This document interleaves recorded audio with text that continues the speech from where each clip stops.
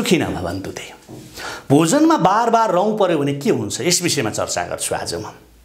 शिवपुराणमा के भनेको छ भने मेरो प्यारे हजुर, तीन वृक्ष, तीन पशु, तीन पंक्षी, तीन जलचर पितृको तुल्य हुन्छ, पितृतुल्य हुन्छ भनेर भनिएको छ शिवपुराणमा। हामी पितृदोष भनेको सुन्छौँ नि। पितृदोषको लक्षण के हो त? पितृहरू रिसाउनु, पितृहरू बेखुसी हुनु, तपाईसँग दुखी हुनु आदि थुप्रै अवस्थालाई हामीले बुझ्नुपर्छ। घरमा अशान्ति हुनु, सानो सानो कुरामा विवाद हुनु, झैझगडा भइरहनु, हैन, यी सारा कुराको कारण, यो कुराको पछाडिको सारा कारण भनेको, सारा दोष भनेको पितृदोष। 1 रुपैयाँ कमाएर ल्याउनुस्, 2 रुपैयाँ खर्च हुन्छ, यो पनि पितृदोषका कारणले हुन्छ। जति कमाए पनि घर खर्चमै समस्या टार्नमै सकिन्छ, सुखको बचत गर्न सकिँदैन, यो पनि पितृदोषको कारणले हुन्छ। 1000 कमाउँदा पनि त्यही अवस्था छ, लाख कमाउँदा पनि त्यही अवस्था छ। हिजो 50,000 कमाइ हुँदा पनि त्यही अवस्था थियो, हैन, आज 1 लाख कमाउँदा पनि त्यही अवस्था छ। यो पनि पितृदोषको कारणले हुन्छ। तपाईको पसल छ, तपाईको सँगै टाँसिएको पसलवालाको पसल खूब चल्छ, तर तपाईको पसल चल्दै चल्दैन। सँगै टाँसिएको तल्लो पसल पनि राम्रो चल्छ, माथिल्लो पनि चल्दैन, बिचमा भएको पसल तपाईको पसल चल्दै चल्दैन, व्यापार हुँदै हुँदैन। यस्तो पनि पितृदोषले हुन्छ। नयाँ पिँढी, घरका सन्तान सबै गलत सङ्गतमा छन्, यो पनि पितृदोषको कारणले हुन्छ। घरका बालबच्चा मातापिताको आदर सम्मान नै गर्दैनन्, सम्झिनुहोस्, यस्तो पनि पितृदोषको कारणले हुन्छ। तपाईले संस्कार दिनुभएको छ, संस्कार सिकाउनु भएको छ, तपाईका बालबच्चालाई संस्कार दिनुभएको छ, तर तपाईसँग वा आफूभन्दा ठुला बडासँग पनि झर्किएर रिसाएर फर्किएर बोल्छन् भने, भनेको मान्दैनन् भने सम्झिनुहोस्, यो पनि पितृदोषको कारणले भइरहेको छ। तपाईको घरमा पितृदोष छ, जुन कारणले यस्तो अवस्था सिर्जना भइरहेको छ। त्यो भन्दा पनि अझ अर्को कुरा छ मेरो प्यारे मित्र, त्यो पनि म बताउँछु। त्यो कुरा के, त्यो कारण के भने, परिवारको एक सदस्य, घरमूली भनौँ, घरको ज्येष्ठ सदस्य, जी भन्दा बुझ्नुहुन्छ तपाईले, घरको अभिभावक जब खाना खान बस्छ तब उसको भोजनको थालीमा, खानाको प्लेटमा, खानाको थालमा रौँ भेटिन्छ, रौँ पर्छ। जसले बाहिर कतै गएर खाना खाँदा पनि यस्तो हुन्छ। घरमै पाहुना लाग्न गएको बेलामा पनि पाहुना लागेर खान गएको थियो, त्यहाँ पनि त्यस्तै कपाल भेटियो, रौँ भेटियो। 4 गाँस के खाएको थियो, 5औं गाँसमा रौँ फेला पर्यो। रेस्टुरेन्टमा खाना खान भनेर गएको साथीसँग त्यही पनि उसकै थालीमा कपालको रौँ भेटियो। त्यहाँ पनि 4 दिन, 6 दिन, 8 दिन, 12 दिन, 10 दिनको ग्याप, केही दिनको ग्याप गरेर खानाको प्लेटमा, घरमा खाँदा होस्, घर बाहिर खाँदा होस्, यसरी कपाल भेटिरहेको छ भने, रौँ भेटिएकै हुन्छ भने सम्झिनुहोस्, पितृदोषले तपाईलाई यस्तो भइरहेको छ। तपाईका पितृले तपाईसँग केही मागिरहेका छन्, तपाईका पितृले तपाईसँग केही चाहना गरिरहेका छन् भन्ने अर्थ लाग्छ यो।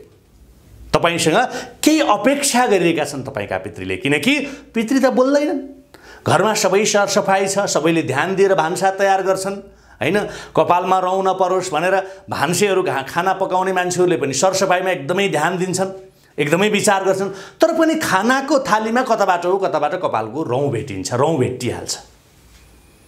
एकपटक संयोग हुन्छ हो, तर बार बार तपाईकै थालीमा मात्रै रौँ भेटिन्छ, तपाईकै प्लेटमा मात्रै कपाल भेटिन्छ। घरमा खाँदा त्यस्तै, पाहुना जाँदा त्यस्तै, होटलमा खाँदा त्यस पनि त्यस्तै, हैन, त्यस्तै परिस्थिति आउँछ, त्यस्तै स्थिति आउँछ। पानी पिउँदै हुनुहुन्थ्यो, पानीको गिलासमा रौँ भेटिन्छ, केही खाँदै हुनुहुन्थ्यो, त्यहाँ पनि रौँ भेटिन्छ। 8 दिन, 15 दिन, 6 दिनको ग्यापमा यस्तो भइहाल्छ। सम्झिनुहोस्, तपाईका पितृ तपाईसँग केही भन्न चाहन्छन्, तपाईका पितृले तपाईसँग केही बोल्न चाहिरहेका छन्, केही अपेक्षा राखिरहेका छन्। पितृ तपाईलाई केही बताउन चाहन्छन्, केही वर्णन गर्न चाहन्छन्। त्यस्तै गरी घर सफा गरेकै हुन्छ, बेड बिस्ताराको सरसफाई, भान्साको सरसफाई गरिराखेकै हुन्छ, बैठक, पाहुना कोठा, हरेक स्थानको सरसफाई विशेष ध्यान दिएर गरिएकै हुन्छ। तर अनौठो किसिमको गन्ध वा सुगन्ध घरबाट आउँछ, कोठाबाट आउँछ भने सम्झिनुहोस्, पितृ तपाईको घरमा छाया परेको छ। पितृको तपाईको घरमा पितृको छाया परेको छ। घर सफा गरिएकै छ, ख्याल गरिएकै छ, हैन, हरेक दिन बिहान उठेर घरको सफा सुग्घर प्रत्येक कोठाहरूको सरसफाइमा ध्यान दिएकै छ, तर नमिठो गन्ध आउँछ एक प्रकारको। कस्तो कस्तो गन्ध आउँछ। तपाईको पितृको छाया तपाईको घरलाई परेको छ। तपाईका पितृ तपाईसँग केही मागिरहेका छन् भन्ने कुरा बुझिन्छ यसले। बुझ्नुस्, यो भाषा तपाईले बुझ्ने हो। तपाईले फिल भएको छैन भने अरू कोहीले भन्छ यो अनौठो गन्ध कहाँबाट आयो, यस्तो अनौठो प्रकारको गन्ध त मैले थाहा पाएको थिइनँ, तपाईको घरमा आउँदा भयो, कसैले भनिदियो। किन यस्तो त भन्दा तपाईका पितृ तपाईसँग केही मागिरहेका छन्, तपाईको घरमा यस्तो भइरहेछ। अब के गर्ने त? समस्या त सिर्जना भयो। समस्या थाहा पाएर मात्रै भएन, समाधान पनि चाहियो, हो कि होइन? पिपलको पातमा श्राद्ध पक्षको एकादशी तिथिका दिन र द्वादशीका दिन मह, शुद्ध महको 7वटा टीका लगाइदिनुस् पिपलको पातमा। त्यसैमा चन्दन पनि लगाइदिनुस्। 7 गेडा चामल, नटुक्रिएको चामलमा 7 गेडा तपाईले राखिदिनुस्। 1 दाना जौ राखिदिनुस् तपाईले। त्यसैगरी कालो तिल राखिदिनुस् अलिकति, हैन? त्यसैमा राखिदिनुस्। केमा? पिपलको पातमा श्राद्ध पक्षको एकादशी तिथिको दिन पारेर अथवा द्वादशीको दिन पारेर महको 7वटा टीका लगाइदिनुस् त्यो पिपलको पातमा। चन्दन लगाइदिनुस्। त्यसमा 7 गेडा नटुक्रिएको चामल राखिदिनुस्, हैन? 1 दाना जौ, अलिकति कालो तिल त्यसैमा राखिदिनुस्। आफ्ना पूर्वजहरूको, आफ्ना पितृहरूको स्मरण गरेर आफ्नो गोत्र बोलेर, कुन गोत्र हो तपाईको त्यही गोत्र बोलेर बगेको पानी, सफा बग्ने पानीमा त्यो पिपलको पात लगेर बगाइदिनुस्। यो केवल श्राद्ध पक्षको एकादशी र द्वादशीको तिथिका दिन गर्नुहोला। जिन्दगीमा धन सम्पदाको कमी हुने छैन यस्तो गर्नुभयो भने। पितृको आशिष सदा सर्वदा मिल्नेछ। जिन्दगीमा धन सम्पत्तिको अभाव हुने छैन। पितृको आशिष सदैव मिल्नेछ तपाईलाई। यो शिव महापुराणमा प्रष्टसँग व्याख्या गरिएको छ। शिव महापुराणमा तपाईले पढ्न पाउनुहुन्छ। यदि घर परिवारका सदस्यमा ज्यादा रोगको समस्या छ, घर परिवारका सदस्य रोगी भइरहन्छन्, बिमार भइरहन्छन् भने श्राद्ध पक्षको नवमी तिथिको समयमा केवल बरको पातमाथि कालो तिल र जौ 31 पटक घुमाएर आफ्नो पितृहरूको स्मरण गरेर नवमी तिथिका दिन है बग्ने पानीमा बगाइदिनुस् लगेर। पिपलको फेदमा लगेर राखिदिनुस् अथवा बिरामीको टाउकोमा घुमाएर आफ्ना पूर्वज पितृहरूको स्मरण गरेर गोत्र उच्चारण गरेर राखिदिनुस्। बिरामीको रोग समाप्त भएर जानेछ। कुनै दोषका कारण जन्मिएको रोग हो भने, कुनै दोषको कारणले यस्तो भइरहेको छ भने निको भएर जानेछ। तपाईको शरीरभित्र नै रोग पलाएको छ भने त त्यसको उपचार भनेको डाक्टर कहाँ मात्रै हुने हो। लेखेर राख्नुस् यो तिथि र मिति, त्यो तिथि र विधि तपाईले लेखेर राख्नुस्। यो कुरालाई कुनै आशंका र दुविधा राख्न जरुरी छैन। पूर्ण निष्ठताका साथ तपाईले गर्न सक्नुहुन्छ यो विधि। तर आत्मविश्वासका साथ आफ्नो धर्म परम्परा रीतिथितिमा विश्वास भएको मान्छेले मात्रै गर्नुस्। मैले सुरुमा बताएको थिएँ नि, 3 पंक्षी, 3 वृक्ष, 3 पशुलाई पितृ भनिएको छ भने 3 वृक्ष कुन कुन हुन् त? पहिलो पिपल, दोस्रो बर, तेस्रो बेल। यी 3 वृक्षमा श्राद्ध पक्षको समयमा पितृको निवास हुन्छ। कहिले? श्राद्ध पक्षमा। पिपल, बर र बेलको रुखमा श्राद्ध पक्षमा तपाईले अरु केही गर्न सक्नु भएन भने, घरदेखि टाढा हुनुहुन्छ भने पनि कुनै मिठो भोजन अथवा मिठाई, खीर या कुनै शुद्ध परिकार यी 3 वृक्षको फेदमा लगेर राखिदिनुस्। आफ्नो पूर्वजको स्मरण गरेर, आफ्नो गोत्रको उच्चारण गरेर, आफ्नो कामना भनेर राखिदिनुस्। पितृलाई शान्ति मिल्नेछ। यी 3 वृक्ष पितृ तुल्य हुन्छन्। यो कुरा तपाईले हेक्का राखिराख्नुस्। अब 3 पंक्षी पितृ तुल्य छन्। कौवा, हाँस र गरुड, यी 3 पंक्षी पनि पितृ तुल्य हुन्। 1 कौवा, 1 हाँस, 1 गरुड। यस्ता हुन्छन् यी जीवहरू। अब एकछिनपछि के हुनेवाला छ भन्ने कुरा उनीहरूले अगाडि नै थाहा पाउँछन्, अगाडि नै महसुस गर्न सक्छन् यिनीहरू। किनकि यिनीहरू यमलोकमा जहाँ यमराज निवास गर्छन् त्यहाँको भाग ग्रहण गर्छन् यिनीहरूले। त्यसैले यिनीहरू एकछिनपछि के हुँदैछ भन्ने कुरा एकछिन अगाडि नै थाहा पाउँछन्।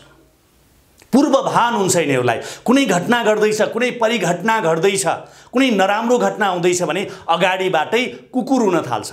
कौवा अगाडि आएर पोलमा आएर बस्छ।